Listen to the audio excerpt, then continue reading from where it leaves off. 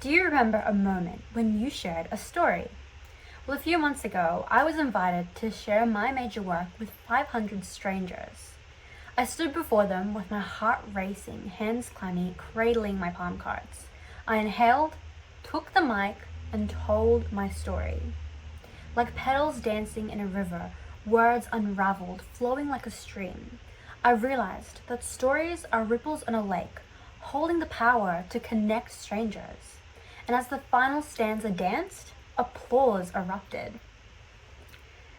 And at that moment, I realized it was worth it.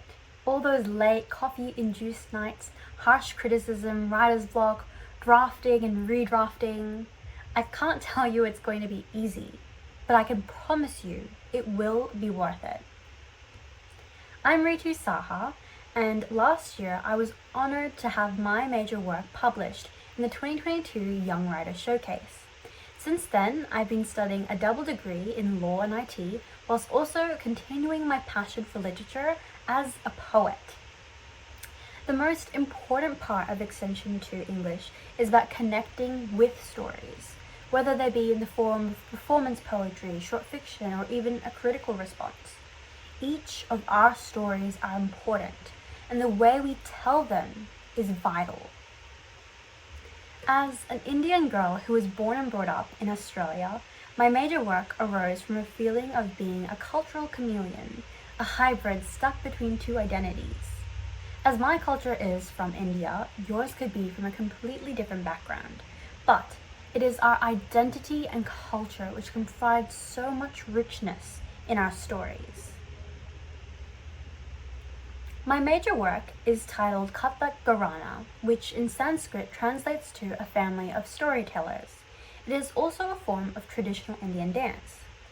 My performance poetry traverses the cultural and linguistic experience of 3 generations of Bengali women: my grandmother, my mother, and mine.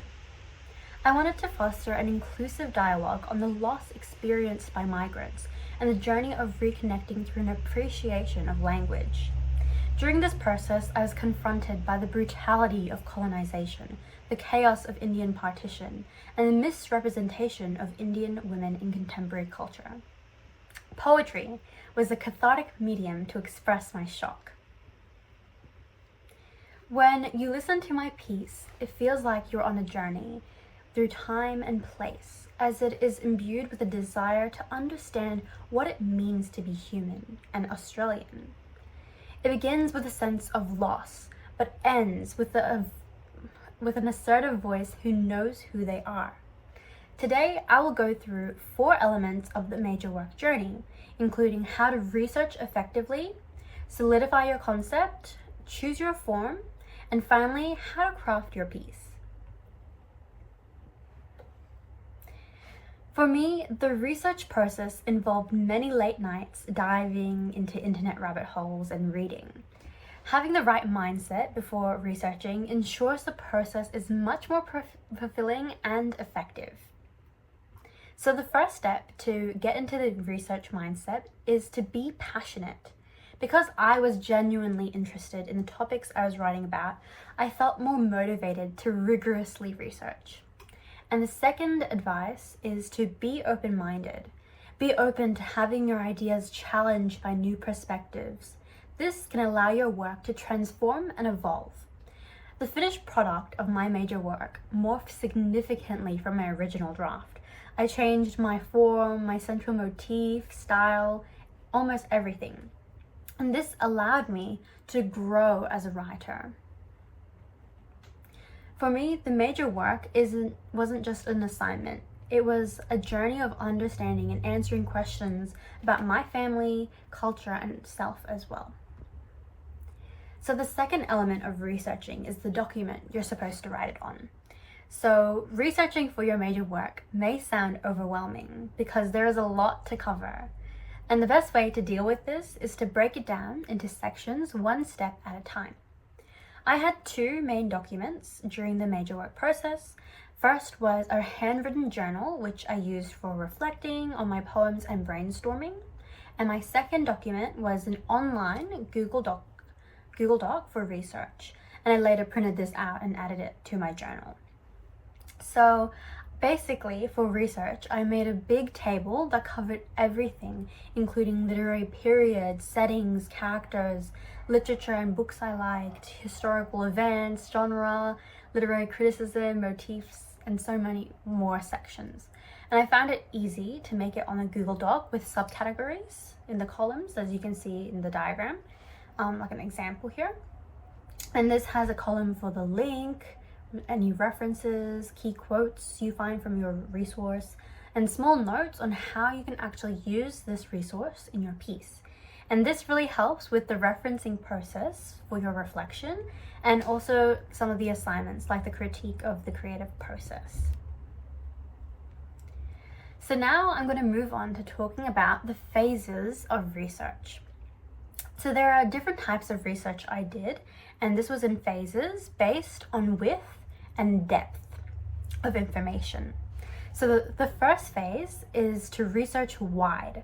This phase occurred before I solidified my concept, and it happened during like the summer holidays. I made a big mind map of all the concepts I was interested in, and then I added branching ideas from that mind map. So you start broad and research everything you are interested in. I read non-fiction books, fiction books, poetry anthologies, listened to podcasts, and even binge-watched a lecture series on the history of India. So yeah, researching broad is really important. The second phase is to research deep.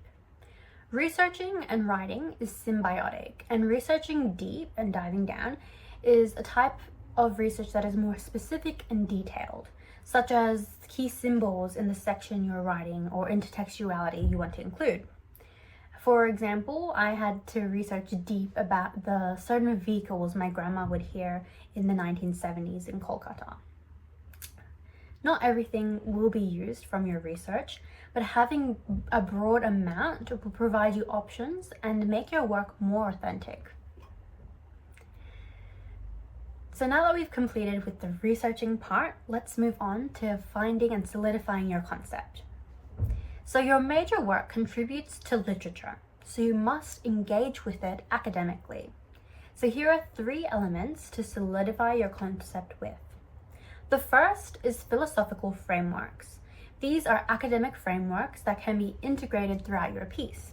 For example, I was interested in feminism, Orientalism, and existentialism, all the isms there. The second is socio-political frameworks. So these include social frameworks such as cultural, religious, or political systems that may exist in the world today. And these assist with your world building and make things sound more authentic there. So for example, I was particularly interested in Bengali culture, issues of colonization, and the Australian hybrid identity. And the third and final one is literary movements. Understand the literature your chosen time period is set in, and understand the literary movements that interest you. For example, if you have a passion for romanticism, go research that, or modernism or realism are other examples. So now that we've covered solidifying our concept, it is time to move on to form, the most discussed topic in this seminar. So first of all, you have to choose a form. And here's two pieces of advice to help you pick your forms. Step 1 is to consider your skills and interests. Do you have artistic skills or a passion for history or even a talent for crafting characters? See, your form is a reflection of your talents, and it will change depending on what you enjoy and what you like, and it's highly personal to you. And the second step to choosing your form is to consider your purpose and your audience. You see, form marries your concept and purpose, so you need to choose one that has a significance and adds meaning to your work. The way you express your story is highly dependent on how you will express it. So, who do you intend your piece to resonate with? I chose performance poetry because I intended my specific audience to be with someone who appreciated performing arts and literature. Additionally, my concept involved emotions that could authentically be expressed using my real voice and tone, and performance poetry provided a medium where I could be creative with the soundscapes to evoke a better sense of the setting and also the rhythms of traditional Indian dance, which was my central motif. And my final piece of advice for form is to steal like an artist. So before the major work, I had no idea what performance poetry was or how to even write a poem. Many of my teachers were not that experienced in either, so I had to teach myself by being inspired by other composers. And I did what author Austin Kleon suggested, is to steal like an artist. And don't worry, I'm not talking about plagiarism here. So stealing like an artist means to be inspired by writers you love. Steal your favorite aspects of their work and transform it. And that's the most important part, is that your work should be influenced by your own context, your personal flair. So it is no longer stolen, but rather a rendition that is unique to you. So for example, my poem, Ode to Ganga, was heavily inspired by the Advanced Module A study of Keats with its romanticist descriptions of nature, whereas my other poems, Kolkata and Berlin in Autumn, used a diptych form inspired by Module C's Gwen Harwood's Father and Child. You may have studied these in advance.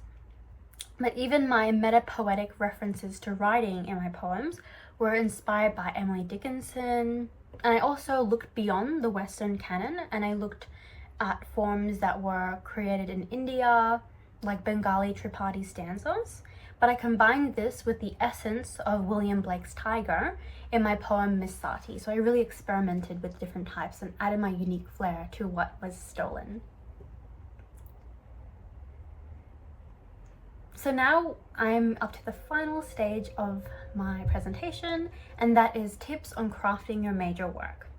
So I have general advice, and I also have performance poetry specific advice. So now that we've covered concept and form, it is time to move on to crafting your major work. And regarding all forms, I suggest to be clear about what you want to say. You can do this by having a good understanding of your audience and being confident in your piece.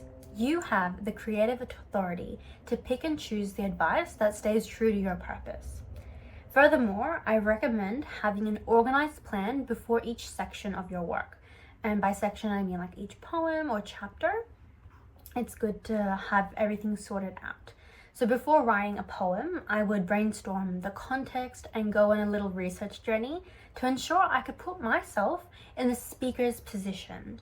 I would ensure I knew the poem's time, location, voice, form, the style, purpose, and the contemporary significance that this poem will have. So with this information, I would imagine myself in the shoes of the character and empathize with what they would see, touch, taste, hear, and how they would feel. So moving on to performance poetry specific advice, I would love to present one of my poems, which is about the chaos of the Indian partition experienced by my ancestors. So you'll be able to see an annotated version and keep note of the sound features you hear throughout the poem.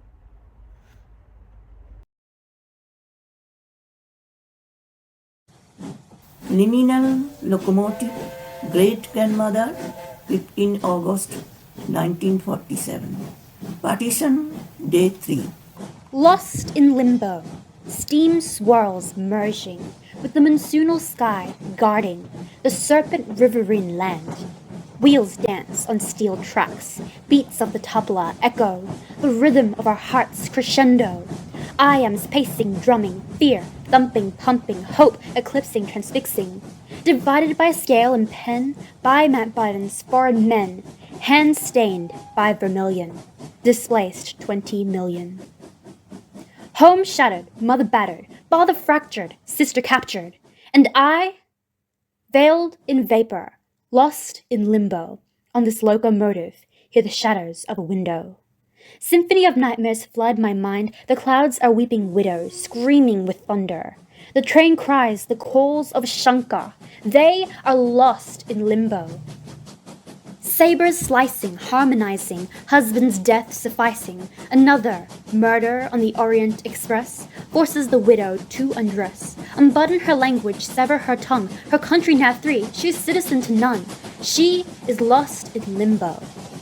Iams pacing, drumming, fear, thumping, pumping, hope, eclipsing, transfixing, running past a jungle of wooden seats, past the tendrils of fear, racing, chasing, effacing her identity, lost in limbo. At the vestible's doorway, she peers beyond the tracks. Only a river and bridge stare back. Where are we supposed to go when we're stuck in limbo?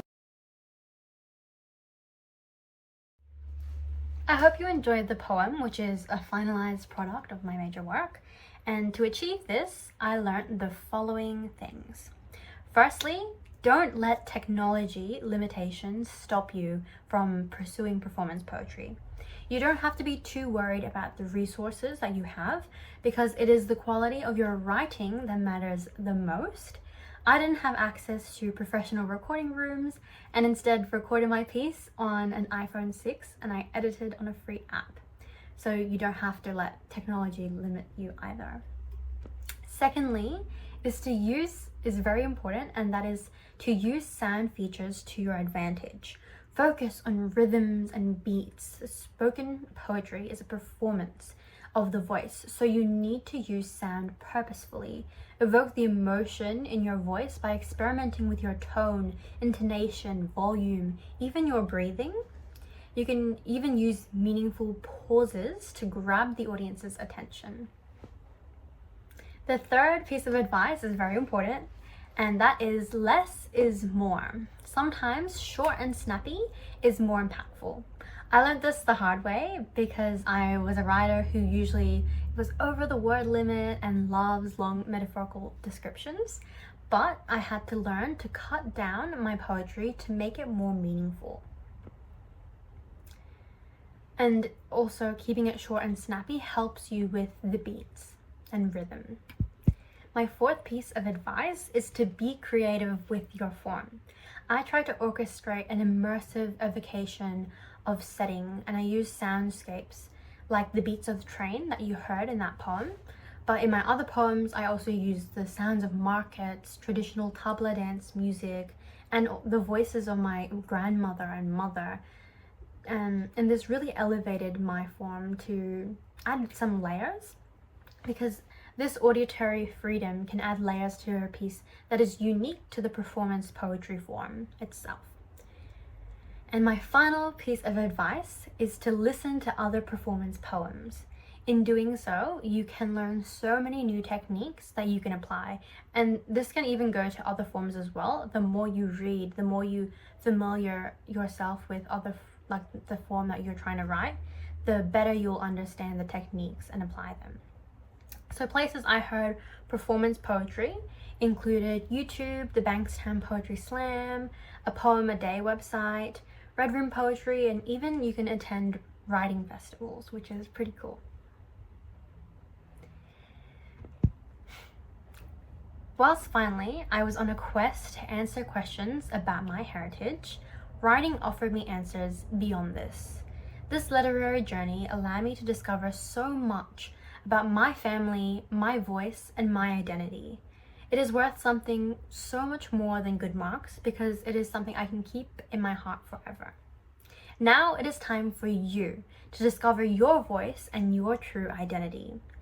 My advice is to stand up for what you believe in, no matter how big or small it may be, because there is a story in each and every single one of you who are watching this today. All you need to do is to express your story truthfully, unapologetically, and proudly. Thank you and good luck.